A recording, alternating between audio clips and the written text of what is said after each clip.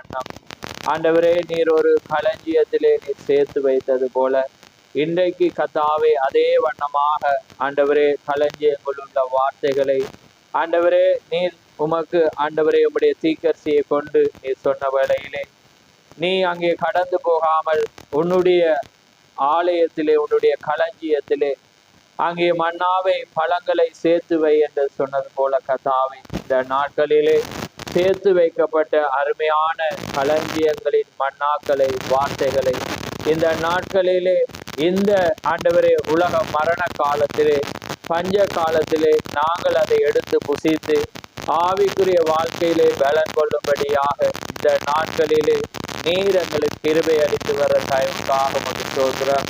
கர்த்தாவே இந்த அருமையான நாளிலே நாங்கள் தியானிக்க போற உடைய வார்த்தையை உடைய சமூகத்திலே தாழ்த்துறோம். நிச்சயமாக ஏற்ற நேரத்திலே வைக்கப்பட்டது ஆண்டவரே தகட்டிலே வைக்கப்பட்டது பொற்பழங்களுக்கு சமானம் என்ற வண்ணமாக இந்த நேரத்திலே எங்களுக்கு ஏற்ற வண்ணமாக அது அமையும் என்று நாங்கள் விசுவாசிக்கிறோம். அதனாலே வந்த பிள்ளைகளை ஆசீர்வதியும், வராத ஒவ்வொருவரும் இரக்கம் கூட இருக்கட்டும்.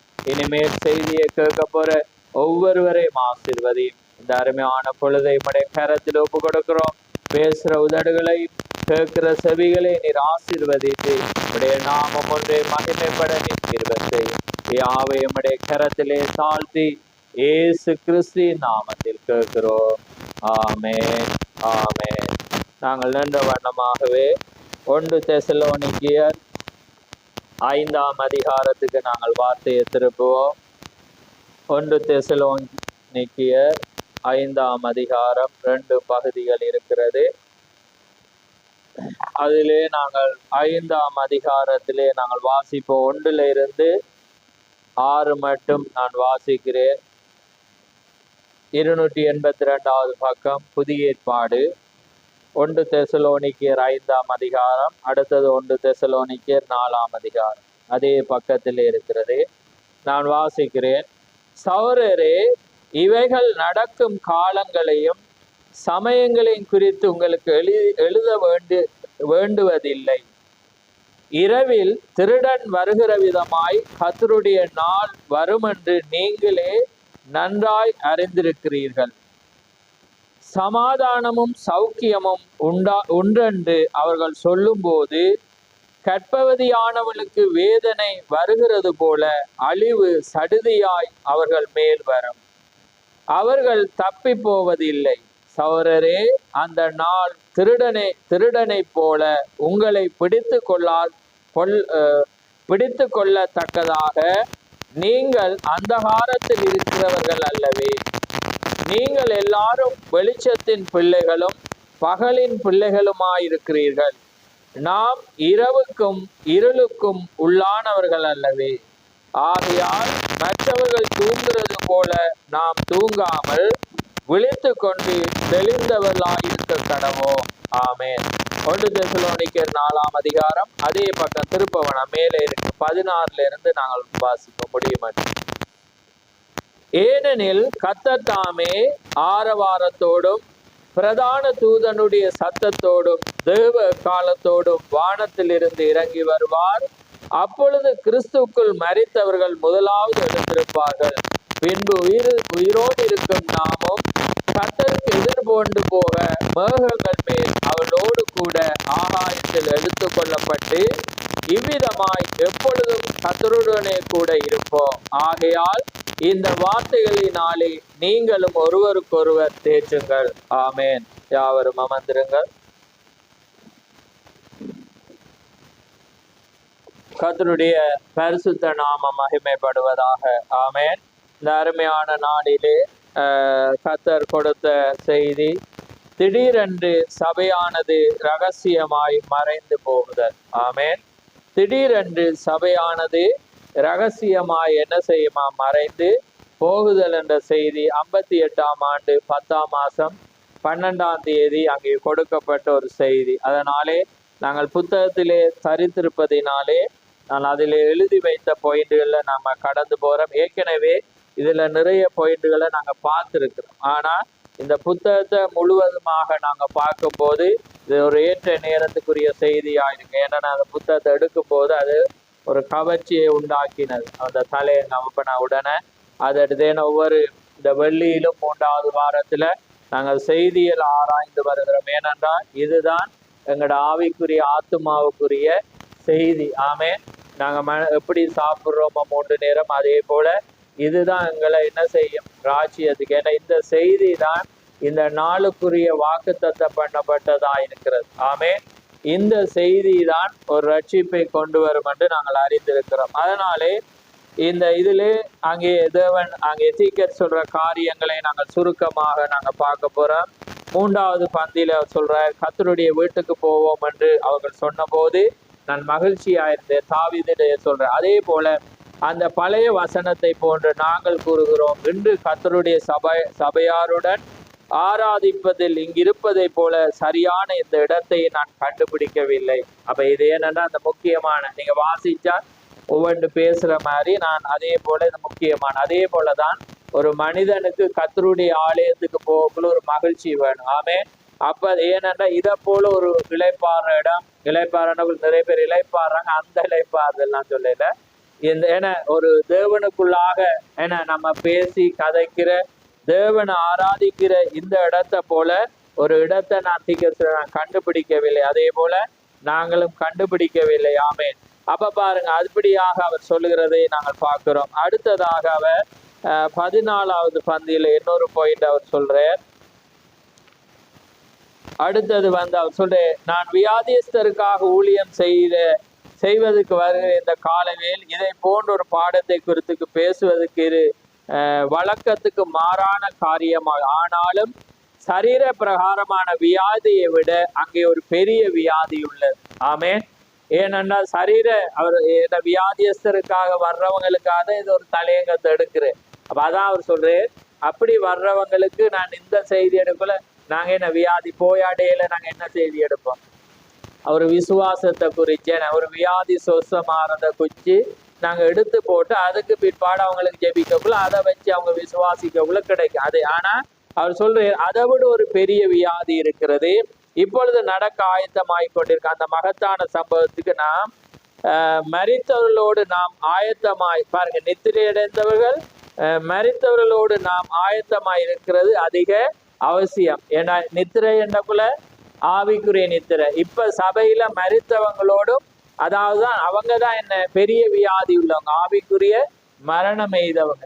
கர்த்தருடன் போவதுக்கு கவனிங்க, 15வது பந்தியில கர்த்தருடன் போவதற்கு ஆயத்தம் இல்லாத ஒரு வியாதியற்ற மனிதனாய் இருப்பதை விட, அதாவது என்ன வியாதி எங்களுக்கு எல்லாமே சுகமாயிருக்கிறோம் என்று சொல்லிட்டு ஆயத்தமா இல்லாத ஒரு மனிதனை விட கர்த்தருடன் ஆயத்தமாக உள்ள ஒரு வியாதிப்பட்ட மனிதனாய் இருப்பதையே நான் விரும்புகிறேன். இப்ப நான் வியாதியா இருக்கிறேன், ஆனா நான் ஆயத்தமா இருக்கிறேன். அப்ப அதிகம் சொல்ல, நான் அப்படியானவங்களோடு இருக்கவும் அப்படியாகவே நான் விரும்புகிறேன். ஏன்னா மரித்தவர்களோட நாங்க ஆராதிக்கல. ஏன்னா வியாதி சில பேர் சுகத்துக்காக வருவாங்க, அப்படி இல்லை. ஏன்னா தேவன் போராட்டங்களை எங்களை எப்பயுமே அவர் கண்காணிக்க ஏதாவது பிரச்சனை வச்சிருப்பார். இதை நீங்க மைண்ட்ல வச்சிரு. ஏன்னா ஒன்று உங்களுக்கு வியாதி சரீரத்தில் ஒரு முள் பவுல போல வச்சிருப்பேன், அல்லது ஏதாவது ஒரு பிரச்சனை கஷ்டம் அல்லது துன்பம் என ஏதாவது ஒன்று உங்களுக்கு இருக்கு. ஏன்னா அப்பதான் நீங்க உங்களை உயர்த்தாதபடி உங்களை தேவனை நம்பும்படியாக வச்சிருவேன். ஏன்னா அவர் எப்பயுமே உங்களை கண்காணிக்க அவர பாதுகாப்புல வைக்க அவர் விரும்புகிற தேவன். ஆமே, இப்ப ஒரு ஊழியக்காரன் சபையை தண்ட பாதுகாப்புல வைக்க விரும்புவான். என்னன்னா இவங்க எங்கேயாவது விழுந்து அவன் பொறுப்பாளியா இருப்பான். பாடு மேய்க்கிறவங்களுக்கு அல்லது நீங்க உங்களோட பிள்ளைகளை குறிச்சு நீங்க உண்மையான பெற்றோரா இருந்தா எப்பயும் கண்காணிச்சு கொண்டிருப்பீங்க. என்னத்தை விளையிறத கொடுக்கலாம், எப்படி பாதுகாப்பை கொடுக்கலாம், இருப்பீங்களா இல்லையா? என்னட்ட இருக்கு, உங்ககிட்ட இருக்கு. ஆமே, ஏனென்றா அது நீங்க பாதுகாவலர். ஆமே, அதே போலதான் தேவன். அதான் நீங்க சொல்றேன், ஒரு மனிதன் கேட்கிறேன், அந்த ஆடு விழுந்து உடைஞ்சதான் அவர் தோல்ல சொல்லுவார். ஏன்னா அவர் சொல்ற இல்ல, நான் எப்பயுமே அதை அருகில வச்சு பாய்க்கிறதுக்காக நானே உடைச்சேன் என்று சொல்றேன். அதே போலதான் தேவன் என்ன சொல்றேன், தண்டனையா தேவன் என்ன செய்யற எங்களுக்கு கொடுத்து உடைச்சு. ஏன்னா பேசிட பிள்ளையில தான் என்ன செய்யற விரும்புற. ஆனா தேவன் சிச்சிக்கிற மனிதன் பாக்கியவான் என்று வேதம் சொல்லுற. ரைட்.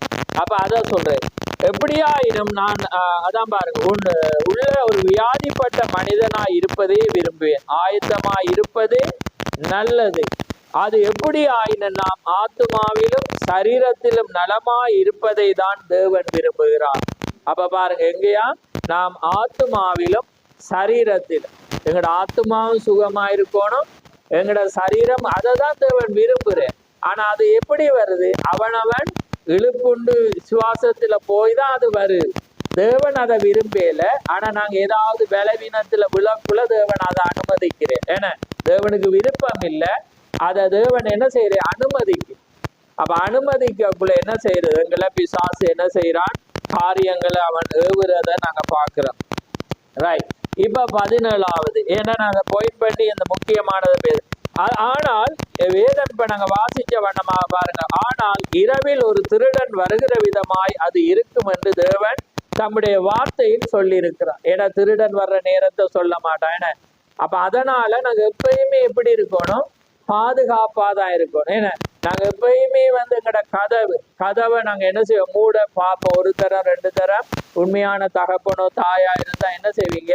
அடிக்கடி என்ன ஒருக்கா மூடிட்டு வந்தாலும் மூடாத மாதிரி இருக்க நீங்க போவீங்க. இது யதார்த்தம். அதை தாண்டி இப்ப விசுவாசத்து பக்கம் இவர் அப்படின்னு சிந்திக்காங்க. நான் ஒரு மாமிசத்தை சொல்லி நான் சொல்றேன். ஏன்னா எங்களை புரியாதவங்க அறியாதவங்க என்ன நோக்கத்துல செய்யாத ஒரு குரூப் என்ன செய்யும்? இதை ஒரு குறை பிடிக்கும். ஆனா யதார்த்தத்தின்படி நாங்க அதை செய்வோம். ஏன்னா அது ஏனென்றா அது நாங்க உள்ளங்களை நம்பி இருக்கிற பிள்ளைகளை நாங்க அதே போலதான் அங்கே வேதம் சொல்லுது, இரவில் ஒரு திருடன் வருகிற விதமாய் அது இருக்கு. அவ்வாறு இன்று உலகம் நினைக்கிறபடி நல்லது, அங்கே அதிகமான நேரம் இருக்கிறது, அப்படி இப்படியாக அவங்க என்ன செய்யறாங்க? இன்றைக்கு உலகம் சொல்றாங்க நாங்க பாதுகாப்பா இருக்கிறோம். இன்றைக்கு அமெரிக்காவோட பேச்செல்லாம் பாத்தீங்கன்னா திமிர்த்தனமான பேச்சு. ஏன்னா இஸ்ரவேலை பார்க்கும்போது அவங்க வேதத்தை தங்களுக்காக இருந்தாலும் அவங்க ஒரு பலத்தை நம்புறாங்க. ஏன்னா அதனால என்ன செய்யறது? தேவன் சிலதை அனுமதிக்கிறேன். என்ன தேவன் நாங்க இப்ப செய்தியை பார்க்கக்குள்ள இப்ப பேசக்குள்ளதான் டக்குன்னு ஞாபகம். என்ன தேவன் எப்பயுமே தேவனை நம்பி தனிய போதான் அவர் விரும்புவார். ஆனா இவங்க என்ன செய்யறாங்க? அப்படியாவது அமெரிக்காவை இழுத்து விட பாக்குறாங்க. ஏன்னா ஒரடியா அப்ப அத தேவன் அப்படி போன விஷயத்தை எத்தனையோ பார்த்துட்டோமே. யோசபாத்து ஆகாம் நல்லவனும். ஏன்னா அது போல நாங்க அங்க பாக்குறோமே. நிறைய இடத்துல நாங்க பார்க்கல தேவன் அந்த துன்மார்க்கரோடு நீதிமான் போறது அவர் விரும்புறதல்ல. ஆமே. அப்ப அதனால என்ன நடக்கும்? தோல்விதான். புரியுதா உங்களுக்கு? அப்ப ஆனா தேவன் தனித்துவமா தன்னை நம்பி போற வேளையில் அங்க ஜெயம் கிடைக்கும். ஆமே. அதுதான் காரியம். அப்ப அதை தேவன் செய்யற தேவனா இருக்கு. அப்ப அதை நீங்க கவனி.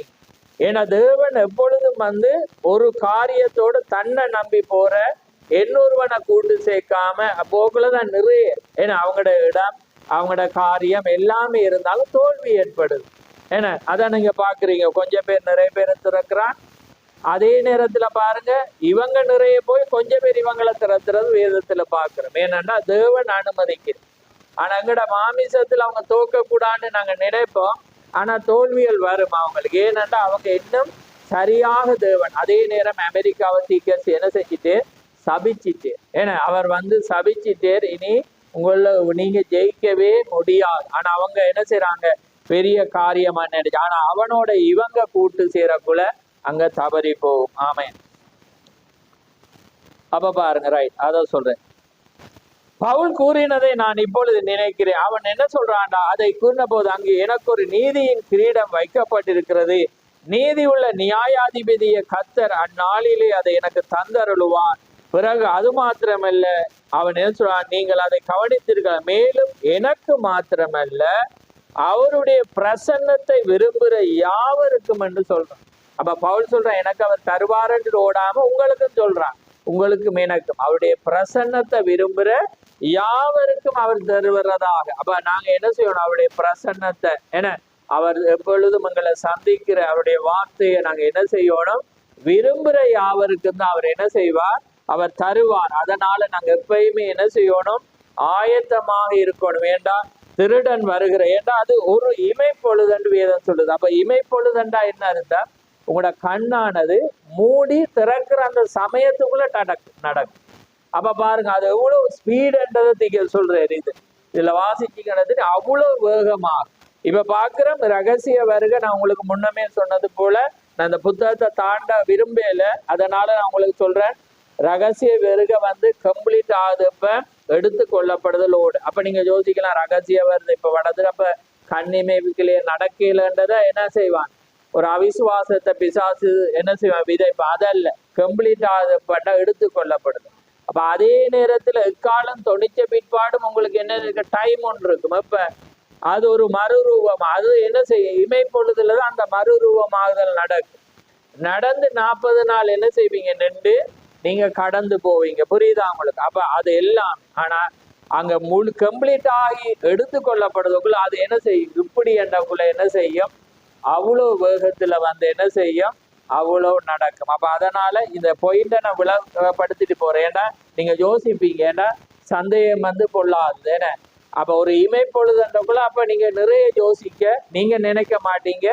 குறைவான விசுவாசத்துல குறைவானவங்க என்ன செய்வாங்க, சிந்திப்பாங்க. ஏன்னா அப்ப எல்லாருக்கும் ஒரு போதவன் உள்ளவன் போதக சமர்த்தனா இருக்கணும். ஏன்னா அவன் எல்லாரும் சமர்த்தனா, அதுல வந்து அவனை மிஞ்சக்கூடாது. ஏன்னா அப்பதான் அது எல்லாருக்கும் என்ன செய்யும், அது கடந்து போகும். ரைட். அப்ப அடுத்தது திருடன். அப்ப அதான் பாருங்க, அவருடைய பிரசன்னத்தை விரும்புற, பாருங்க பவுல் கூறினது போல அவருடைய பிரசன்னத்தை விரும்புற யாவருக்கும் அது என்ன செய்யும், அது கொடுக்கப்படும் சொல்ற. உங்களுடைய அன்பார்ந்தவர்கள், இப்ப கவனிங்க, அதான் நீங்க சொல்லி பாருங்க, உங்களுடைய அன்பார்ந்தவர்கள் ஒருவர் வயதான ஜனங்களில் உங்களில் சிலர், உங்களுடைய தாய் வெளியே போயிருந்து அல்லது உங்களுடைய தகப்பன் அல்லது உங்களுடைய குழந்தை அநேக வருடங்களாக வெளியே போயிருந்து அவர்கள் எந்த நேரத்தில் பிரசன்னமாகலாம் என்று நீங்கள் அறிந்திருந்தால் நீங்கள் வீட்டை முழுவதும் சுத்தப்படுத்தி கொள்வீர்கள். அப்ப தீர்க்கதரிசி ஒரு இயற்கையை சொல்ற, உண்மையாக எங்களோட அன்பார்ந்தவங்க வாராங்கண்டா என்ன செய்வோம், சுத்தம் பண்ணி நாங்க எப்பயுமே அவங்க வார நாளைக்கு வந்துருவாங்கன்றா நாங்க என்ன செய்வோம், ஆயத்தமாகும். அதே போலதான் தீர்க்கதரிசி என்ன தீர்க்கதரிசி சொல்றேன்டா, தேவன் வருகிற அடையாளங்கள் எல்லாமே என்ன செஞ்சுட்டு நிறைவேறிட்டு, ஏன்னா தேவன் வரப்போற எல்லா சமிச்சைகளும் சிக்னலும் என்ன செய்யுது, ஒவ்வொரு நாளும் எங்களுக்கு வந்துட்டு இருக்கு. அப்ப நாங்க அவர் வரப்போறாரு என்றா நாங்க என்ன செய்வோம், எங்களை இங்க ஆயத்தப்படுது, சுத்தம் பண்ற, அவ வீட்டை சுத்தம் பண்ற மாதிரி இன்றைக்கு இந்த வீடு என்ன ஆவிக்குரிய வீடு வந்து இன்றைக்கு எங்கட பொடி ஏன்னா இதுலதான் அவர் வாசம் பண்ற, இன்றைக்கு இதுதான் ஆலயம், ஏன்னா இதுலதான் அவர் என்ன செய்யற, வாசம் பண்றாரு. அப்ப பாருங்க, போயிரு எந்த நேர் பிரசன்னமாகல என்று நீங்கள் அறிந்திருந்தால் நீங்கள் வீட்டை முழுவதும் சுத்தம் பண்ணி கொள்வீர்கள். உள்ளே திரும்பி வரும் ஒவ்வொரு காரின் வெளிச்சத்திற்காகவும் நீங்கள் என்ன செய்வீங்க, ஆயத்தமா எதிர்நோக்கி கொண்டிருப்பீங்க. 21வது பந்தியில, இப்பொழுது கர்த்தருடைய வருகைக்காக சபையானது கட்டாயமாக எதிர்நோக்கி காத்து கொண்டிருப்பதன் வழி அதுதான். ஆமென். அது எவ்வளவு சீக்கிரமாய் வருகிறாரோ அவ்வளவு சீக்கிரம் போவதற்கு எல்லா ஒழுங்கிலும் எல்லாம் செய்து முடித்து ஆயத்தமாக இருந்தாக வேண்டும். ஏனெனில் அது ஒரு கண்ணிமைக்கும் பொழுதில் ஒரு குறுகிய காலப்போதில் இருக்கும். கண்ணிமைப்பதற்கு உங்களுடைய கண் எவ்வளவு நேரம் எடுத்துக்கொள்ளுதல் என்பதை அப்படியே முயற்சித்து பாருங்கள். அதாவது அவ்வளவு வேகமாக சபையில் எடுத்து கொள்ளப்படுதலும் சம்பவிக்கும். புரியுதா? அப்படி என்னக்குள்ள நடக்கும். அப்ப நீங்க ஆயத்தமா இல்லாட்டி என்ன நடக்கும், அது கைவிடப்படுகிறதற்கு ஒரு காரணம். அதாலதான் நீங்க எப்பயுமே, அதாலதான் பாருங்க, அந்த நீங்க வாசிச்சீங்களா போய் மத்தேயு 25 அந்த உவமையில கன்னிகையில என்ன நடக்குது, 2 பேரும் நித்திரை பண்றாங்க, நீங்க பார்த்திருப்பீங்க. அதே நேரம் ஒரு விளக்கு எரியறதுக்கு எண்ணெய். அப்போ ஒரு காலத்துல அவங்களுக்கு என்ன இருந்திருக்கு, அதாலதான் அவங்க கண்ணியா இருக்கிறாங்க. பரிசுத்தாவி தூய்மையாக இருந்த இதுலயும் அதை கொண்டு வார். அதுக்காக தான் நான் அதை எடுத்தேன். ரைட்டா? நான் வெளியே போக விரும்பல. இது இன்றைக்கு முடிக்கலும் தெரியும், ஆனா நான் முடிச்சாவன். ஆமே. ஏன்னா அந்த குறுகிய நேரத்துல ஒரு புத்தகத்தை நாங்க முடிப்போம். ரைட்? அப்ப பாருங்க, அவங்களுக்கு ஒரு காலத்துல என்ன இருந்துச்சு, பரிசுத்தாவி இருந்துச்சு. அவங்க பரிசுத்தாவினாலதான் அந்த விளக்கு என்ன செஞ்சிச்சு, எரிஞ்சிச்சு. ஆனா போதுமானது இல்லை. கொஞ்ச காலம் மட்டும் அவங்க என்ன செய்யறாங்க, பிரகாசிக்கிற விளக்கா இருந்து என்ன செஞ்சிட்டாங்க, அணைஞ்சிட்டாங்க. அதாலதான் அவங்க என்ன செய்யறாங்க, கன்னியை என்ற ஸ்தானத்துக்கு வாராங்க இருந்து. அப்ப அதனாலதான் நீங்க நினைங்க, அவங்களுக்கும் இருந்துச்சு. ஆனா இவங்கிட்ட என்ன இருந்துச்சு, நிரம்பி இருந்து. அவங்க எப்பயுமே என்ன செஞ்சாங்க, ஆயத்தமா தங்களோட விளக்குல வந்து அவங்களுக்கு என்ன செஞ்சிருந்தாங்க, வச்சிருந்தாங்க. இதோ மணவாளன் வருகிறார் என்றவங்களை என்ன செய்யற எதிர்கொண்டு போகல. இவங்களும் நித்திரை போயிட்டு ஆனா டக்குன்னு எழுப்பிட்டு அவங்க என்ன செய்யற தீவெட்டை கொடுத்து கடந்து போறாங்க. இவங்க என்ன செய்யற வாங்க போற சமயத்துல என்ன நடக்கிறது வந்துட்டு.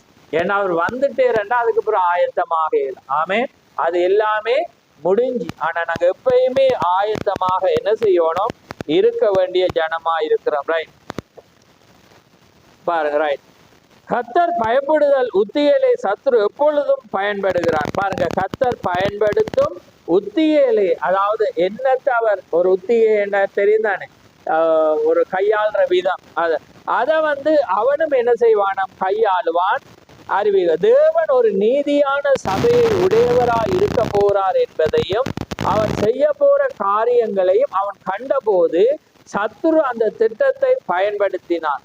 அவர் ஒரு சபையை பெற்றுக்கொண்டார். அவனும் மிகவும் மத ரீதியான ஜனத்தை அவன் என்ன செஞ்சிட்டான் பெற்றுக்கொண்டான். மேலும் அவர்கள் மத ரீதியான ஜனங்களை போன்று அப்படியே சரியாக காலின் கட்டை விரல் நுனியில் நின்று கொண்டிருக்கிறார்கள்.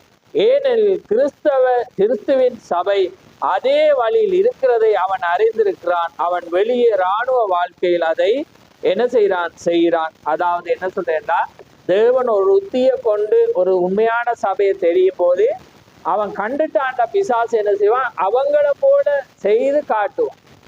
ஏன்னா ஒரு காரியத்தை செய்து ஜனங்களை என்ன செய்வான். பட் சில பேர் நான் அதை பேசும்போது அவங்க சொல்லுவாங்க எல்லாமே காரியமா பேசி ஆனா சின்ன வித்தியாசம் தான் அதுல இருக்கு. அப்ப அவன் அதுதான். அப்ப அவன் யார் சின்ன வித்தியாசம் உள்ளவன் புரியுதா அவங்களுக்கு. ஏன்னா தேவட்ட காரியம் எல்லாமே பரிபூர்ணமா தான் இருக்கும்.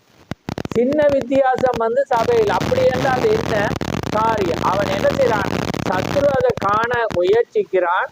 ஆனா அவனால என்ன செய்யலாது. ஏனென்றா இதை கண்டுபிடிச்சிட்டா உண்மைய ஜனங்கள் எல்லாம் என்ன செய்வாங்க அங்க போவான். அப்ப போறதுக்காக ஜனம் போகக்கூடாண்டு அவன் என்ன செய்வான்டா அவங்கள போல எங்கிட்டையும் இது இருக்குன்றதை காண்பிப்பான். புரியுதா அவங்களுக்கு. காண்பிக்கிறது வேற ஆனா வாழ்க்கான தேவன் என்ன சொன்ன அவரவருடைய கனிகளினாலதான் அவர்களை அறிவி. இப்ப ஒரு சண்டை பிடிச்சிட்டு நிறைய பேரை நீங்க பார்ப்பீங்க. ஏன்னா நாங்க உலகத்துல ஊழியக்காரர் ஃபீல்டுல இருக்கிறவங்க. ஏன்னா அவங்க எப்பயுமே ஃபீல்டுல யுத்த களத்துல இருப்பாங்க. ஏன்னா அவங்க இருந்தோன்னு உங்களை பாதுகாத்துட்டு இருப்பாங்க. அப்ப இருக்கக்குள்ள நீங்க பாத்தீங்கன்னா சண்டை பிடிப்பாங்க, யுத்தம் பண்ணுவாங்க, பிறகு போடுவாங்க பாத்தீங்கன்னா தீக்கரிச்சுடைய காட்டிங்க. அதுல சொல்லுவேன் என்ன நீ காண்கிற சவனிடத்துல அன்பு கூறாம காணாத தேவனிடத்துல எப்படி நீ அன்பு கூறுவா. ஏன்னா தேவன் என்ன சொல்றேன்டா உங்களோட பாவங்களை மன்னிச்சபடினால உங்களோட சத்ருக்களை நீங்க நேசிக்கணும் அன்பு பார்த்தா அவங்க சண்டைக்காரனா இருந்து சண்டை பிடிச்சவங்களா இருப்பான் அதை போடுவாங்க. புரியுது அவங்களுக்கு. அப்ப அதை போடக்குள்ள பாத்தீங்கன்னா இப்ப ஜனம் நினைப்பாங்க யார் இப்ப சண்டைக்காரனா மாறி உண்மையான சபை செய்து போலன்றது ஆக்கள் நினைச்சிருவான். புரியுது அவங்களுக்கு. நான் என்ன சொல்றேன்டா இப்ப நானும் இன்னொருவரோட சண்டை பிடிச்சிட்டு அப்ப ஜனங்கள் அந்த சபை எங்களை செய்தியில கொண்டு காண்பிக்க கூட டக்குன்னு நானும் வார்த்தையை போட்டு இப்ப ஏன் நான் இதை போடுறேன் அப்ப இந்த டைம்ல என்ன தற்காத்து கொள்ள புரியுது. அப்ப நான் இதை ஏற்றுக்கொள்றேன். அப்ப காரியங்கள் அப்ப இது ஏன் நான் சொல்றேன்னா இந்த புத்தகம் அதை தான் சொல்லுது. அதான் திக்க சொல்லு தேவன் என்ன உத்தியை கையாளுறாரோ அதை அவன் என்ன செய்வான். அதை அவனும் என்ன செய்வானாம் கையாண்டு அவன் என்ன செய்வான். ஜனங்கள் பாருங்க அதான் பாருங்க சொல்றேன் அவன் பாருங்க சபையை பெற்றுக்கொண்டான். அவனும் மிகவும் மத ரீதியான ஜனத்தை பெற்றுக்கொண்டான். மேலும் அவர்கள் ஜனத்தை போன்று அப்படியே சரியாக என்ன செய்வாங்க கட்டை விரல் அதாவது இப்படி நின்று துதிக்கிற மாதிரி அவங்க என்ன செய்வாங்க. நாங்க என்ன இல்லை அவங்க ஆயத்தமாகுதல் இருக்கிறார். ரைட். அப்ப அதான் திகசி அடுத்தது சொல்றேன் பாருங்க. சில காலத்துக்கு முன்னாக நான் பியர்ஸ் அதாவது துறைமுகத்தின் மீது அதாவது புயல் ஹாபர் என்றுவாங்க அமெரிக்காவோட அதுல பாருங்க தாக்குதல் என்பது பற்றிய கட்டுரையை நான் வாசித்து கொண்டேன். இப்ப பேப்பர்ல கட்டுரையை இவர் வாசிக்கிறேன். என்ன நடந்துச்சு ஏன்னா இவர காலத்துலதான் அது நடந்துச்சேன்னு அப்படிதான் நினைக்கிறேன். அந்த ஹாபருக்கு 2ஆம் உலக யுத்தத்துலதான் அமெரிக்கா மீது குண்டு எப்ப போட்டோம் ஹீரோ நாகசீமாவுல 2ஆமா மூலா 2 அப்ப 2வது தீகரிசி என்ன செய்யற இருக்கிறேன். யுத்தம் 1ஆம் யுத்தம் எப்ப என்ன இந்த 1918 சொச்சத்துல அது அடுத்தது வருது. அப்ப பாருங்க அப்ப இவர் என்ன செய்யறா இந்த காரியத்தை பார்க்கக்குள்ள அந்த ஜப்பான் தான் என்ன செய்யுது, அமெரிக்காவுடைய ஹாபர் துறைமுகத்தில் இருக்கிற முழு இராணுவத்தை அப்படி என்ன செய்யறாங்க, குண்டு மலை போட்டு அப்படியே அழிக்கிறாங்க. அதை பார்த்தீங்கன்னா அமெரிக்காவுக்கு தெரியும் இவங்க வந்து கொண்டிருக்கிறாங்க, இந்த மெசேஜ் ஆனது துல்லியமா வந்து கொண்டிருக்கிறது. ஆனா இவங்க என்ன செய்யறாங்கன்னா, இவங்க எங்கிட்ட கை வைப்பாங்களா, வச்சா என்ன, நான் ஒரு வீரனா இருந்தா எதிரி வந்தாலும் நம்ம மைண்ட் பண்ண, இவன் விரட்டுறதுக்கு செய்வான், அடிக்க மாட்டான். இப்ப பாருங்க, இப்ப ஈரான் காரியத்தை நாங்க அதை வச்சிருக்க இதை வச்சிருக்க அடிக்கிறதுனால அமெரிக்கா அதை கணக்கெடுக்காம இருக்கு.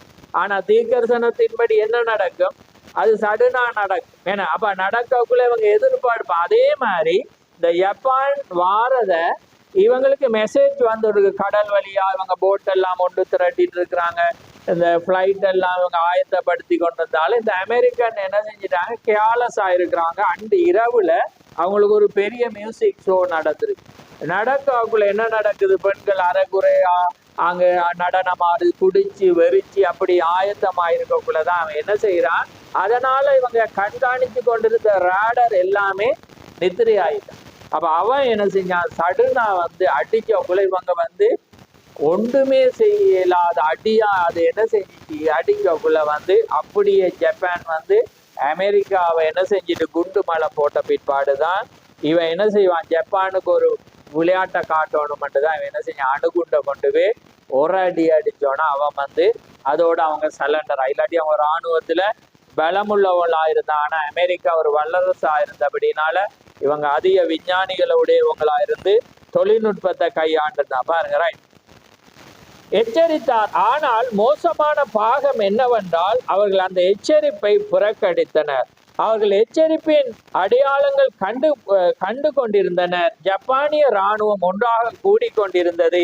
பெரிய கப்பல்கள் வெடிமருந்து குண்டு முதலியவற்றை ஏற்படுத்தி கொண்டிருப்பதை அவர்கள் தெரியும். அச்சுறுத்தல் காற்று இருந்தது. மேலும் அவர்கள் தாக்குதலுக்காக சரியான வரிசையில் இருந்தனர். ஆனால் அவர்களோ அதை புறக்கணித்தனர். இந்த அமெரிக்கரை சொல்றேன். ஏன் இதை சொல்றேன்னா, இன்னைக்கு ஜனங்கள் இன்னைக்கு செய்தியை என்ன செய்யறாங்க, தேவன் இனி காலம் செல்லாதன்று என அத்திமரமானது ஒரு துளிர் விட்டு காய் விரித்து இருக்கிற வேளையில வசந்த காலம் வந்துட்டேன் என நீங்க கடிகாரத்தை நீங்க நாட்களையும் காலங்களையும் பார்க்கணுமெண்டா நீங்க என்ன செய்யுங்க, அவங்கள பாருங்க இஸ்ரவேல் என்று சொல்லி இருக்கிற வேளையில எல்லாமே நடக்கக்குள்ள ஜனங்கள் என்ன செய்யறாங்க, எச்சரிப்ப புறக்கணிக்கக்குள்ள எப்படி வரப்போதாம், திருடன் வர்ற விதமா என சடுனா அழிவு வர்ற வேளையில தான் என்ன நடக்க போகுது, ஜனங்கள் அதுக்கு பிற்பாடு ஆயத்தமாகி ஒன்றுமே செய்ய முடியாது. பாருங்க, இன்று சபையினுடைய காரியமும் அதுவாகத்தான் இருக்கிறது. சபையானது நியாயத்தீர்ப்பின் வரிசையில் உள்ளது. ஆனால் அவர்கள் கர்த்தருடைய வருகையை புறக்கணித்து கொண்டிருக்கின்றன. எனவே நீங்கள் அவரை கூற முடியாது. பாருங்க, ஜப்பானியர்கள் எந்த நேரத்திலும் தாக்கக்கூடும் என்று அவளுடைய பெரிய கடற்படை கடல் தண்ணீரில் பிரயாணப்பட்டு கொண்டிருக்கிறது.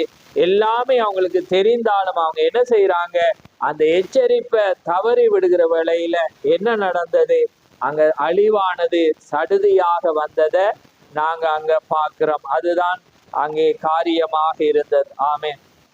அடுத்தது நீங்க சொல்றே பாருங்க, அது தொடர்ந்து கொண்டு வாரு பாருங்க 38வது பந்தியில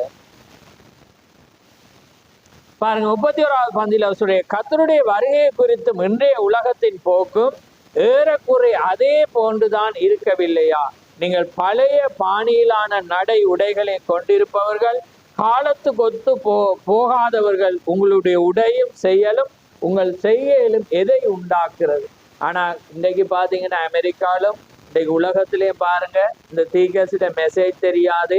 ஆனா அவங்க பழைய நாகரிகத்தோட என்ன செய்யறாங்க, வாழ்கிறான். ஏன்னா இந்த தொலைபேசிய விஞ்ஞானத்தை அவங்க எடுக்கல, ஏன்னா அது ஒரு பிசாசு என்று அவங்க இந்த காலத்திலும் அவங்க என்ன செய்யறாங்க, வாழ்கிறத நாங்க பார்க்கும்போது எப்படிப்பட்ட அப்ப இது எல்லாமே எங்களுக்கு ஒரு நியாய தீர்ப்பை கொண்டு. ஆனா நாங்க எப்பயுமே ஆயத்தமாயிருக்கணும். 35வது பந்தியில 35வதுல கர்த்தருடைய வருகையிலும் அதே போலவே இருக்க போகிறது என்று நாம் அஞ்சுகிறேன்.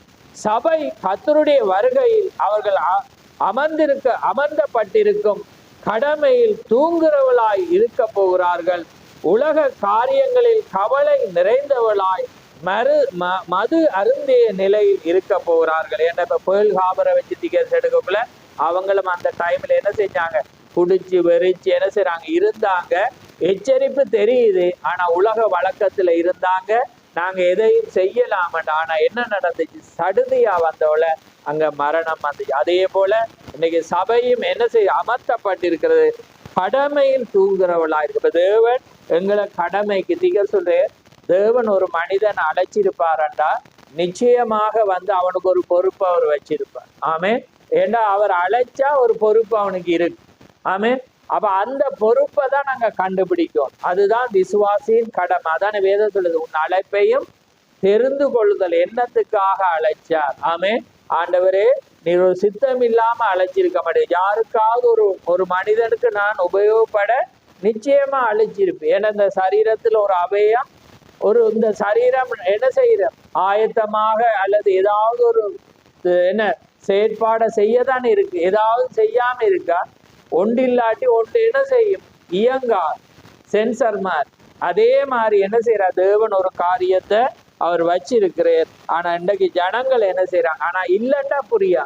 ஆனா உண்மையானவனா இருந்தா அதை வச்சு ஜெபிப்ப, ஆண்டவரே இது என்ன அழைச்சிருக்கு, என்ன தெரிஞ்சு வச்சிருக்கு, அதனால நான் என்ன செய்யணும் பாருங்க. ரைட் ரைட் அடுத்த இதை சொல்ற பாரு. அதே போலதான் இன்னைக்கு எச்சரிப்பை விரும்பாத 38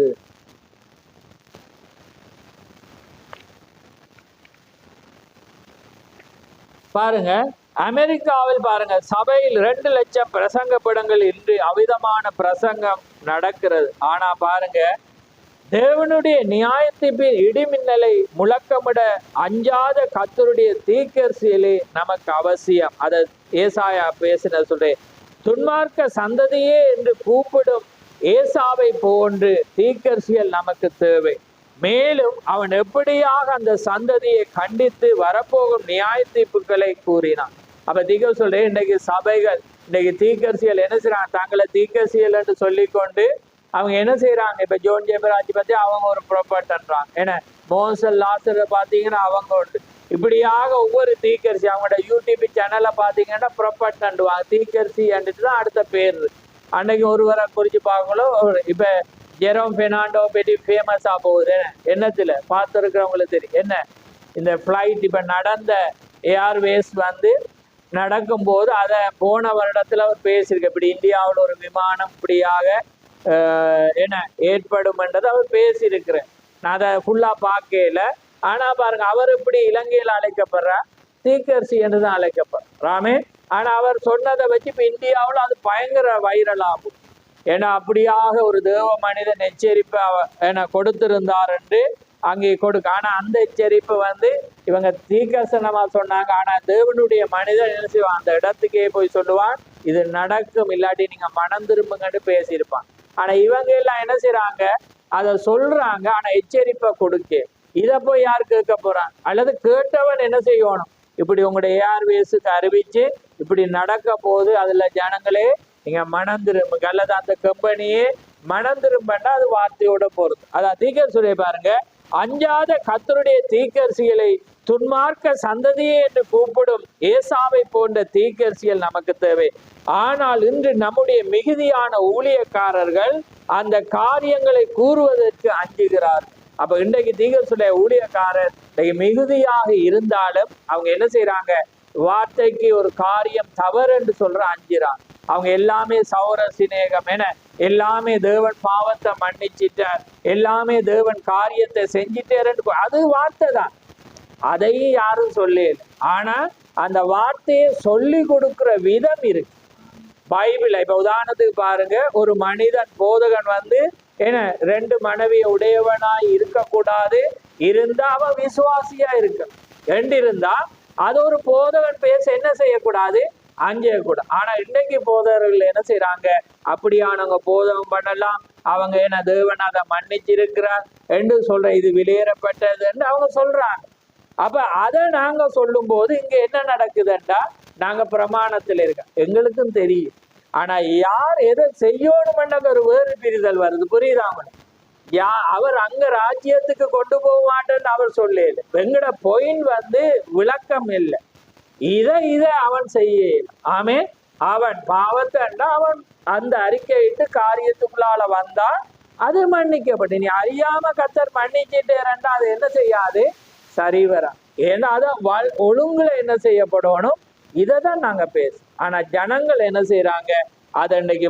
ஆனால் இன்று நம்முடைய மீதியான ஊழியக்காரர் அந்த காரியங்களை கூறுவதற்கு அவங்க என்ன செய்யறாங்க, அஞ்சுகிறார்கள். ஏனென்றால் அவங்களுடைய காரியத்தை அவங்க என்ன செய்யறாங்க, என்ன இந்த மேலோட்டமா ஜனங்கள் போகக்கூடாது, தவறான காரியங்களுக்கு எதிராக சத்தமிடுவதற்கு வரப்போகும் நியாய தீர்ப்பை குறித்து ஜனங்கள் எச்சரிக்கை செய்வதற்கு பயப்படாத தேவனால் அனுப்பப்பட்ட பரிசுத்தாவின் வல்லமையால் நிரம்பின தேவ மனிதர்களே இந்த நாளத்துல என்ன அவசியமாய் பாருங்க. தவறான காரியங்களுக்கு எதிராக சத்தமிடுவதற்கும் வரப்போகும் நியாய தீர்ப்பை குறித்து ஜனங்களை எச்சரிக்கை செய்வதற்கும் பயப்படாத தேவனால் அனுப்பப்பட்ட பரிசுத்தாவின் வல்லமையால் நிரம்பின தேவ மனிதர்களே நமக்கு அவசியம்.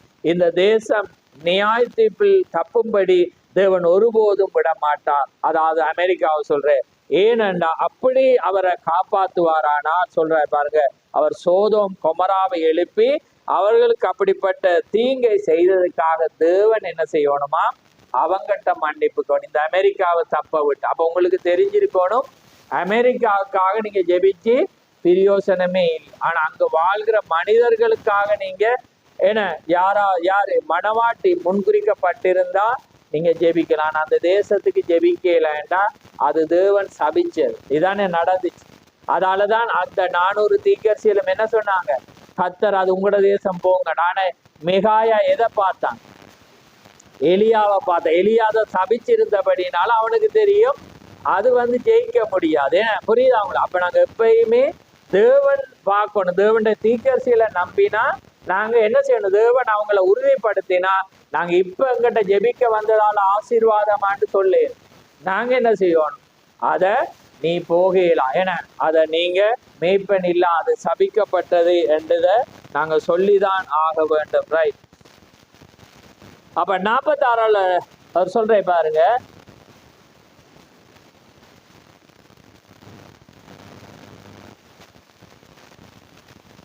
ரைட் பாருங்க.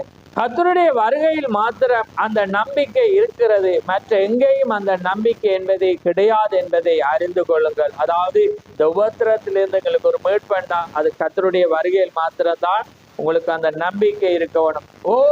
நாம் ஜீவித்து கொண்டிருப்பது அப்படிப்பட்ட ஒரு நாளாக உள்ளது. அப்படிப்பட்ட மிக மோசமான நேரம். ஒவ்வொரு காரியமும் உடல் சார்ந்த காரியமா இருக்கிறது. சபையும் கூட, சபை ஜனங்கள், சபை ஸ்தாபனங்கள் அவர்கள் ஒருவர் மற்றொருவருடன் ஐக்கியமாய் இருக்க மாட்டார்கள். இப்ப என்னையா உடல் சார்ந்தம் அல்லது சபையோ ஒவ்வொரு மனிதனுக்குள்ள ஒவ்வொரு மனிதன் ஒவ்வொரு மனிதனுக்கு எதிராக. அதே போல சபையை சொல்றேன், உடல் சார்ந்த காரியமாயிருக்கிற சபையும் கூட, சபை ஜனங்கள், சபை ஸ்தாபனங்கள் அவர்கள் ஒருவர் மற்றொருவருடன் ஐக்கியமாய் இருக்க மாட்டா என்பது வரை அவர்கள் சிறு வித்தியாசமாய் பேதங்களை குறித்து என்ன செய்யறாங்க, மிகவும் அக்கறை உள்ளவளாய் இருக்கிறார்கள். மேலும் கர்த்தருடைய வருகை சமீபமாய் உள்ளது என்ற எச்சரிப்பை எடுத்துக் கொள்வதில்லை. என ஒருவருக்கொருவர் எதிராயிருந்து மத பேதங்கள், மத போதங்கள் என எல்லாத்துக்கும் என்ன எதிராக இருந்து செய்ய சொல்றே, அதை வச்சு பிரிவினை ஏற்படுத்துறாங்க. ஏன்னா நீங்க இப்படியா இருக்கிறீங்க, அதனால உங்களோட சேரலாது, இது இப்படியா இருக்கு. ஆனா தீர்க்கதரிசி அப்படி கற்றுத்தரையில. தீர்க்கதரிசி சொல்றே, நீங்க அந்த காரியத்தை தான் நீங்க ஏற்றுக்கொள்ளணும். புரியுதாங்களா? அதான் தீர்க்கதரிசி. மீனோ கோழியோ என்ன நீங்க வரக்குள்ள முள்ளு அதை எடுத்து வைங்க. என்ன புரியுதா? அதை சாப்பிடுங்க. ஏன்னா அது கர்த்தருடைய வார்த்தை. அப்ப அந்த பேதங்கள் அதனால நீங்க என்ன செய்யக்கூடாது, ஒருவரை ரிஜெக்ட் பண்ணக்கூடாது. அவனும் உன்னுடைய சௌரன்ன்றதில்லை, அவனும் ஒரு சென்ட் நீங்க நினைக்கும். ஆனா அதுக்கு எதிராக வரவங்களோட என்ன செய்யலாது, ஓடையலாம். நாங்க ஓட விரும்பினாலும் ஓடையலாம். அதான் நாங்க இப்ப ஜெபிக்கக்குள்ள நாங்க இஸ்ரவேலுக்காக நாங்க ஜெபிச்சோம். ஏன்னா அப்ப நாங்க ஜெபிக்கக்குள்ள ஏனண்டா நாங்க பரிந்து பேசுறவங்க மனவாட்டி. அப்ப அந்த எண்ணம் இருந்தா நீங்க ஒவ்வொருவருக்காக நீங்க என்ன செய்வீங்க, பேசுவீங்க. ஆபிரகாம் பார்த்தானா தன் எதிரி என்று பார்க்கல திகேசன்ஸ் ஒரு சென் அவங்க ரட்சிக்கப்பட போறாங்க, அந்த தேசம் வந்து திரும்ப ரட்சிக்கப்பட்டு அழிக்கப்படுது எங்கட காரியம் புரியுதா? அவன் ஒரு லோத்துக்கு என்ன செஞ்ச ஆபிரகாம் ஒரு யுத்தத்துக்காக ஜெபிச்ச. ஏன்னா அவன் ஒரு பருந்து பேசுற ஒரு மனிதனா இருந்தபடினால தேவன் அந்த தேசத்தை வச்சு அங்க ஜனத்தை வச்சிருக்கிறபடினால நாங்க என்ன செய்தோம், ஜெபிச்சோம். ஆமே. ஏனண்டா அது வந்து எங்களுடைய என்ன பருந்து பேசுறதுல இங்க வச்சு, ஆனா தேவன் அதை சபிச்சிருந்தா நாங்க செய்ய, ஆனா இஸ்ரேல தேவன் சபிக்கல. ஆமே. அவர் சொல்ற இந்த சந்ததி ஒளிந்து போகாது. ஆமே. நான் மீண்டும் வர மாட்டேன், இந்த சந்ததி ஒளியாது. ஏன்னா தேவன் நாங்க 1,44,000 பேரு, ஆனா அமெரிக்காவுக்கு நாங்க ஜெபிக்கலையே, அது சபிச்சு இருக்கு. புரியுதா உங்களுக்கு? அது நான் அது பாயிண்ட் பண்ணி போறேன். ஏன்னா நீங்க சிந்திக்க கூட நாங்க ஜெபிக்கக்குள்ள அப்ப அதுகளை வந்து நீங்க ஆவிக்குரிய விதத்துல பொருத்தி பார்க்கணும். ரைட். அப்ப பாருங்க இன்னைக்கு என்ன மதபேதங்கள் மத போதங்களை வச்சு என்ன செய்யறாங்க, பிரிவினை ஏற்படுத்தி இன்னைக்கு போறாங்க. ஏனண்டா ஒருவர் ஒருவரோட. ஆனா தேவன் வந்த செய்தி அதை. ஆமே. நீங்க எதிரியா இருந்தாலும் தோல்ல கரத்தை போட்டு உங்களுக்கு உபதேசம் தான் நீங்க ஏற்றுக்கொள்ள கூடாது ஒழிய அவங்களோட வார்த்தையோடு ஐக்கியம், அதாவது ராபோஜனத்துல மாத்திரம்தான் நீங்க இயலாம். மற்றபடி சமயம் கிடைச்சதோ சந்தர்ப்பம் கிடைச்சதோ நீங்க கூட சவனாக என்ன செய்யலாம், கடந்து போகலாம் என்று வேதம் சொல்லுது. ஆனா அந்த எதிரி அதுக்கு முரண்படா. ஆமே. ஆனா தேவனுடைய மனிதர்களாக எங்களுக்கு உபதேசம் இருந்தஞ்சால வச்சுட்டு நம்ம கர்த்தரை ஆராதிப்போம். ஏன்னா ஒவ்வொருவனுக்கும் ஒரு உபதேசம், அதை புரிய வைப்பது தேவனுடைய காரியமாயிருக்கிறது. ரைட். நாங்க ஸ்பீடா போவோம். ரைட்.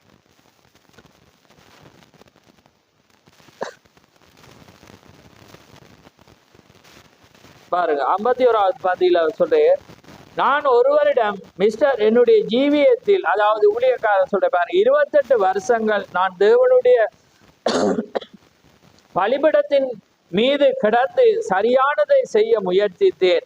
யாராவது ஒருவர் நான் தவறினதை பார்த்திருந்தால், எதற்காவது யாராவது ஒருவரிடம் எப்பொழுதாவது சண்டை இட்டிருந்தால் அல்லது என்னுடைய ஜீவியத்தில் எப்பொழுதாவது திருடி இருந்தால் என்னிடம் கூறும்படி நான் விரும்புகிறேன். தேவனுடைய கிருபையால் நான் தெளிவாக இருக்கிறேன் என்று கூறினேன். சீக்கிரம் சொல்றேன் தண்டை ஜீவி. ஏண்டா ஒரு ஊழியக்காரன் எப்படி இருக்கணும்னு பவுல் என்ன சொல்றான், சண்டை பண்ணாதவனும் என ஒரே குடும்பத்தையுடையவனும் ஒரே மனைவியுடையவன். இன்றைக்கு ஊழியக்கார சண்டைக்காரவரா இருந்துட்டு சாட்சியா இருக்கேன் பிறகு அவங்களுக்கு. அப்ப இது எல்லாமே இருந்தாதான் அவங்க என்ன செய்யலாம், ஊழியக்கான சுவிசேஷம் வந்து யாருக்கும் சொல்லலாம். வேதமே சொல்லுதானே, சுவிசேஷம் எல்லார் மீதும் விடுந்த கடமையா இருக்கு. நீங்க பஸ்ல போக்குல, ட்ரெயின்ல போக்குல, அல்லது எங்கேயும் போக்குல பக்கத்துல கூட நடக்கைய பார்த்து நீங்க யாருக்குள்ள நம்ம சொல்ற வாசனம் அவங்கள என்ன செய்யும், தொடும். அது சுவிசேஷம். விளங்குது அவங்களுக்கு. ஆனா மேய்ப்பனண்ட ஸ்தானம் வந்து அவன் என்ன செய்யணும், சாட்சியாளனா இருக்கணும். ஆமே. அது ஆனா இன்றைக்கு அப்படியா இருக்குது. இன்றைக்கு யுத்த களத்துல அவங்க என்ன செய்யறாங்க, பிசாசோடு யுத்த களத்துல நிக்காம தன்னுடைய சவரனோடு என கிறிஸ்தவனோடு அவங்க யுத்த களத்துல நிக்கிறவன் யாரா இருக்கிறான், எதிரியும் பிசாசும். அதான் நாங்க பாக்குறோம். இதுல ரெண்டுக்கும் வித்தியாசம். சத்ருவை நாங்க நேசிக்கணும். ஆனா எங்களுக்கு என்ன, அதுல ஒரு வசனம் வந்தது பாருங்க, எதிரியா நாங்க அதை நம்ப கூடாது இருந்துச்சு. இல்ல நல்ல ஒரு வசனம். ரைட். ஓகே. நாங்க அதை பார்ப்போம். ரைட். ஒருவனை நம்ப கூடாது இருந்துச்சு அந்த டைம்ல நீதிமொழியில நாங்க வாசிச்சோம். ரைட். இப்ப பாருங்க 51 வாசிக்கிறேன் பாருங்க. அவன் என்ன செய்யக்கூடாது, குற்றஞ்சாட்டப்படாதவனா இருக்கணும். ரைட். அடுத்தது பாருங்க 53வதுல பாருங்க சொல்றேன்,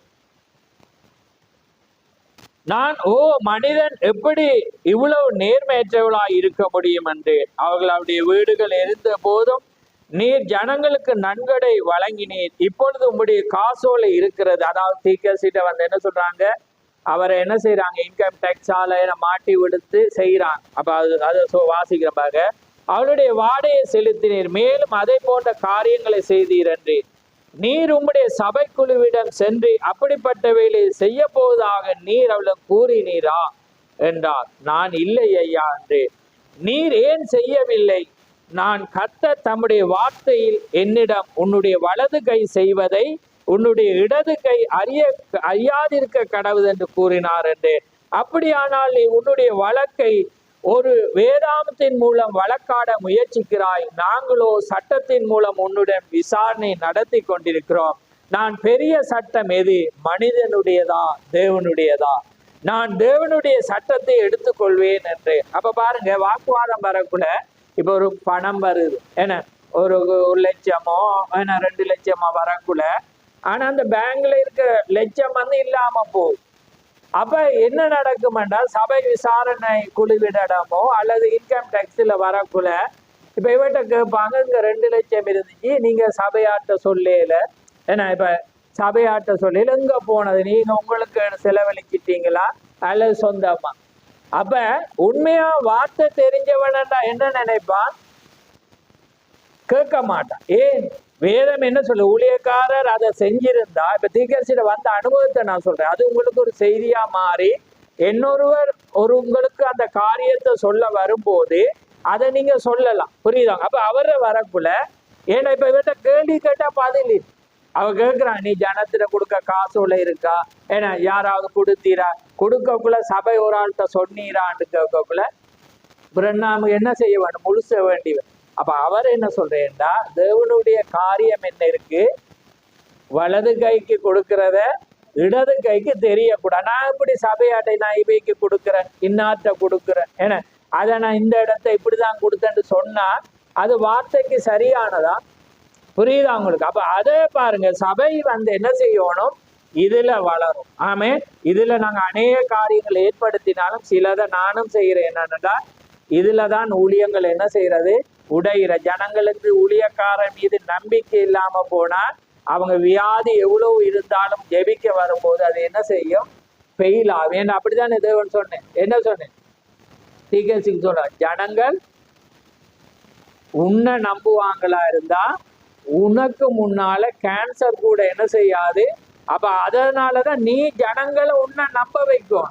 நீ அதுக்கு என்ன செய்யணும், நீ உண்மையா இருந்து என்ன செய்யணும், வார்த்தையை பேசணும். புரியுதா? அப்ப அதான் ஜனங்கள் ஏற்றுக்கொள்ளும். உங்களை ஏற்றுக்கொள்கிறவன் என்ன, அப்ப அவருடைய நாமத்தை, அப்ப அதனாலதான் நாங்க செய்யற முடியும். ஆனா அது தவறு. ஏன்னா எது செய்யறாங்களோ, ஆனா ஜனத்துக்கு வார்த்தையின்படி என்ன செய்யக்கூடாது, தெரியக்கூடாது. ஆனா என்ன செய்யறோம், இது ஏன்னா அப்ப புரியுதா உங்களுக்கு? இப்ப இது சொல்லக்குள்ள நீ அவரிடம் கூறு. இப்ப தீர்க்கதரிசி சொல்ல பாருங்க, அதை போன்ற காரியங்களை செய்தீர் என்றால் நீர் உம்முடைய சபைக்குழுவிடம் சென்று அப்படிப்பட்டவர்களை செய்ய போவதாக நீர் அவரிடம் கூறினீரா என்றார். நான் இல்லை ஐயா என்றேன். நீர் ஏன் செய்யவில்லை? நான் தம்முடைய வார்த்தையில் என்னிடம் உன்னுடைய வலது கை செய்வதை உன்னுடைய இடது கை அறியாதிருக்க கடவது என்று கூறினார் என்றேன். அப்படியானால் நீ உன்னுடைய வழக்கை வேதாமத்தின் மூலம் வழக்காட முயற்சிக்கிறாய், நாங்களோ சட்டத்தின், வேணா சட்டம் இது செல்லுபடியாதான். அப்ப அவர் சொல்ற, இது பெரிய சட்டம் என்றார்கள். அவர் சொல்ற, மனிதனுடையதா அல்லது தேவனுடையதா? நான் தேவனுடைய சட்டத்தை நான் எடுத்துக்கொள்வேன் என்று தீர்க்கதரிசி சொல்றதை நாங்க பார்க்கிறோம். ஏனென்றால் இதுதான் காரியமாயிருக்கு. அப்ப இத சபை என்ன செய்யணும், இதுல வளர வேண்டியதா இருக்கிறது. ஆமென். அடுத்தது பாருங்க, என்னுடைய சாட்சி. அதாவது பாருங்க, தீர்க்கதரிசி 78 சொல்றேன் பாருங்க.